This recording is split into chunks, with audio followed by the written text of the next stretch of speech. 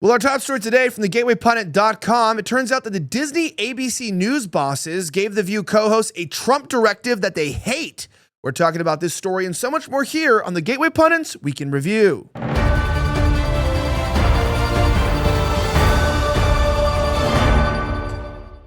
My name is Elijah Schaffer, and this is the Gateway Pundit's Week in Review, where we cover the top stories of the last 24 hours. Joining me today is my producer, Michael Hennessy. Welcome back. Hey, happy to be here. Definitely happy to be here. I know we got a lot of good stories to cover today, so excited, and let's dive right into it. Let's jump in. Well, as we talked about, the ABC News bosses have given The View co-host a new Trump directive. Brian Chai of the Western Journal reports, one of the most enduring characteristics of the modern iteration of ABC talk show The View, the show's complete and naked contempt for President Donald Trump. We're all familiar with it, and it's under fire. And it's not just coming from conservative supporters of Trump, it's coming from the heads of ABC and ABC's parent company, Disney. Now, according to the Daily Beast, Disney CEO Bob Iger and ABC News President Alman Karamemedovic. We have no idea what that is. That's a very long name there. If you can pronounce it, let me know in the comments. Are two such voices providing pushback to The View, and it's a barrage of anti-Trump coverage. Mr. K, as we'll call him today, specifically met with The View executive producer Brian Tata and strongly suggested it's not an edict. As the report notes, the show needs to broaden its topic coverage outside the political sphere. He apparently pointed to several celebrity-focused episodes that rated well. The co-host of the show apparently didn't take the suggestion of doing this very well and strongly resisted. Quote, ultimately, the woman found the request silly and that they were just going to keep doing their thing, the Beast reported. Iger, meanwhile, personally said The View co-host Ana Navarro that while he appreciated the show, he agreed with Mr. K that the show needed to cool down its heated political rhetoric. Navarro had originally gone to Iger to thank him for letting the host continue to have him free reign over the show. Now, Iger's response, as noted by sources, confirmed that Mr. K's feelings were shared with the very top of the company as well. It's clear that the directive given by the company brass has largely been ignored by the show. Now, what's pretty remarkable about this, and it remains to be one of the craziest things, is that the hosts also, we're denying the white genocide. We're talking about extreme issues. They're taking extreme far left issues, even denying reality, which is beginning to turn people off. Check this out. Okay, well, first of all, this is the problem with getting all your information from Laura Loomer and Elon Musk. Yeah. Because this is what they're going to deal you. And it was false conspiracy theory. One, the fact that the president of South Africa was trying to share was that data collected by white farmers themselves, these are the white farmers, has counted 1,363 white farmers murdered since 1990, which is an average of 40 a year, far less than 1% of total murders. The rest are all black people. So there's no genocide going on. There's a crime. No genocide. All right, so, Henny, what I think is kind of funny here is like, literally the media is so against Trump that they even like laughed. Like, only 40 white farmers are murdered every year. And I was like, oh, great. You hear the crowd, you're like, it's a little off-putting to be even minimizing murders, wouldn't you say?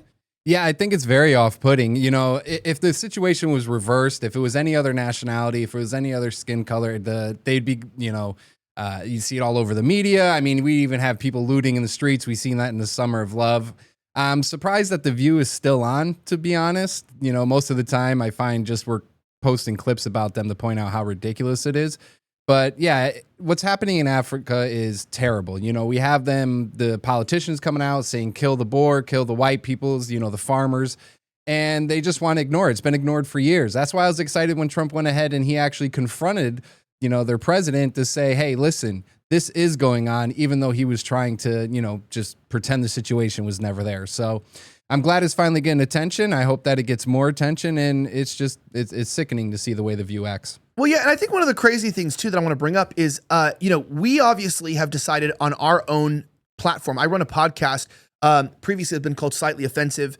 I also run a show called The Rift Report. You can see this here. So this is like my page right here. This is a Slightly Offensive. Now, we're shutting this down, all of these podcasts, into one show Monday through Friday at 7 p.m. Eastern. You guys should tune in. Now, the reason why we're switching it is because I agree with Bob Iger.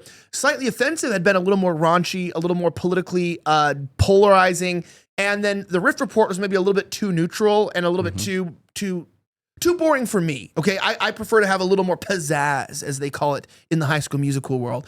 But I'm like, hey, why don't we take a little bit of like that sort of bombastic presentation style from this nightly, male-oriented podcast, but bring in more news. Why don't we differentiate? And when I was talking to my producer earlier, I was like, yeah, we need to have a section on entertainment. We need to be talking about these things. Now, obviously, I'm a guy. I'm not super into that, but it is interesting. And I've noticed that, what did you say, Henny? You said clips about those things typically do well. People are interested in what celebrities are doing. We're not going to be like, oh my gosh, Justin Bieber, broke his nail. We'd be like talking about scandals, things that are happening that are really interesting about the proletariat, the elite class.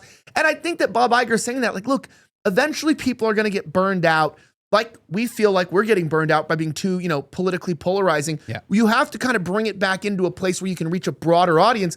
And the fact that they're not willing to capitulate on that means to me that they're activists, not presenters. Yeah, I mean, Disney's been hemorrhaging money for a while now. They've gone on the whole woke agenda, shoving things down our throats, pushing kids into the wrong direction, basically, leading them, into these crazy ideas that they have, maybe transgenderism, maybe any other kind of political motivation that they have, but it's way too much. And that's why I'm excited about the new show that we're having now. Yeah, the nice thing about when you had Slightly Offensive was it brought kind of humor to, the mainstream media, because a lot of the times it can be dark, it could be heavy. And it was a way to take it at a lighter tone, but at the same time, addressing the topics that needed to be addressed. But now heading into Rift, it shows that we need to move forward in a sense where we're going to be going ahead. We're taking these stories head on, and we want to grow the audience to understand and see, because as a country, we see everything happening. We see the agenda, and we're losing hope in our government. We've already lost hope in the news and the media industry. So I'm excited for the change. And yeah, we need to have a change in this country. Yeah. Okay. So obviously, though, as we talk about this, many of you know, we've been talking to you guys about Van Man. Listen up for this right here. So I have this little vial in my hand, this little jar, right? So I came across this company because my executive producer, Mike, said that this brand was free of fluoride, toxic chemicals. It was all the products that you use naturally at your house, from like facial moisturizers, toothpaste, deodorant. But they rejected the big pharma scam, right? Remember what they did with the vaccines and everything? Now, this focuses on a more holistic and natural source for their products. Their tallow and honey balm, which I'm holding here, is in this nice, even the jar is like metal and glass, is like avoiding plastics. It has the best moisturizer I've ever used. It lasts forever. So, big thing about today is if you're going to buy a product, you got to make sure that it, is a good value. So yeah, is it 99 cents? No. But the investment that you put into this, you're investing in your skin. Your skin's an organ, okay? So if you have an issue with dry skin, psoriasis, something like this on your skin, you don't want to use these other companies' products. They have all types of chemicals, parabens, sulfates that can irritate you, things I can't even pronounce. But this stuff right here is amazing. This tallow and honey balm also uses essential oils, so it smells good. I know it sounds weird, but trust me, this stuff is amazing. Recently, we got in touch with them because we got this new studio, we got the stuff going on. And right now you can pick up any of their products, natural stuff for your whole family, safe to use if you're breastfeeding, whether you have little children, or you're older too and on medication. This stuff is extremely good for your body. Go to vanman.shop/Elijah. That's VANMAN.SHOP/ELIJAH. Use promo code Elijah to get 10% off. That's vanman.shop/Elijah. Use promo code Elijah today to get that 10% off before it's too late. Now, that being said, a slight other mention, there's two other stories I wanted to just briefly mention. More leftist violence. Florida woman attacks elderly Trump fan wearing a MAGA hat and then reportedly assaults a cop, is hit with multiple charges and released from jail. Come on. Are we serious here, Hennessy? It got the blue-haired feminist again. It's almost every single time. You could point them out in any crowd. It's very very easy to see from a mile away, that's for sure. And this Trump derangement syndrome is just getting crazier and crazier every time. And what they find to be acceptable for the party of peace is far from that. So I haven't heard that in a long time. The party of peace. Yeah, that's what they went on. Summer of love. Yeah, summer of love, party of peace. Mostly peaceful riots. Yeah, well, look, you guys can read the rest of the story on our website. But go back, bring that back up. Guilty. I mean, she's guilty. I already know she is. Also, she looks like crazy. She looks like I read a story, not to be crass here for our viewers. I'll use medical terminology here. But a woman castrated her ex-husband, obviously now, completely snipped off the testicles and put his I guess the medical term would be, I guess, penis, right? She put it into a blender and blended up so they couldn't reattach it. And go back to that picture. Yep. Remember, boys, pick your woman carefully because they say to grab life by the balls occasionally, but sometimes these people end up beating the living crap out of you for wearing a MAGA hat. And sometimes they might cut something off you might need in the future. I'm just saying, got to be careful with these kind of women. These are crazy. I feel like rule of thumb, if it has blue hair, swipe left. Do not continue to go in that direction. I don't think anyone knows what that means here at the Gateway Pundit, to be completely honest. It's a dating app, guys. It's you swipe left or right. I think everyone is pretty far past the dating age. But maybe they are on the dating apps. Maybe not. Maybe they are. That's also good, too, to add to the other show to talk about like dating apps and culture, those things. I think that's all good stuff. All right, I just want to mention one other story here. Senate votes to overturn California's electric vehicle mandate in major blow to climate change activists. The reason why they did this, Mike LaChance reported, a brief summary is like, look, dude, nobody wants to buy these cars, so you have an economic issue, but they don't have the charging stations and the energy that we need to run on electric. We have what they call them fossil fuels. I don't really believe they're fossil fuels, scientifically speaking. I think they're actually renewable. I think there's a lot of data and evidence to support that. But I think they're trying to get us off that because it's independence. Because you can buy, petrol and you can use it and store it and you can kind of go freely and it's already a wide system of travel that's integrated around the world. But charging stations are easy to shut off, right? You have to physically go and pull the oil out of the wells in order to stop people from using petrol. You have to shut down the refiners, which they've tried to do. But I think that people are realizing that this electric mandate was just a pipe dream. That, there's nothing. And also, I don't know if you heard this, Hennessy. I think that the EMF that's being radiated from the cars is also really messing with men's testosterone and causing, hormonal issues in women as well. I think it's like a ticking time bomb. I'm not a fan of electric cars. Yeah, I'm not a fan of electric cars myself. We basically got it shoved straight down our throats where they're saying that it was going to have all these mandates coming out. And a lot of times I think a lot of this climate stuff is just a cash grab. A lot of the Democrats can't even rebuild their cities, but yet they're going to save the world. And with electric cars, a lot of things you have to worry about too is depending on the weather. I've seen when the weather got too cold, a lot of Teslas were having trouble with that.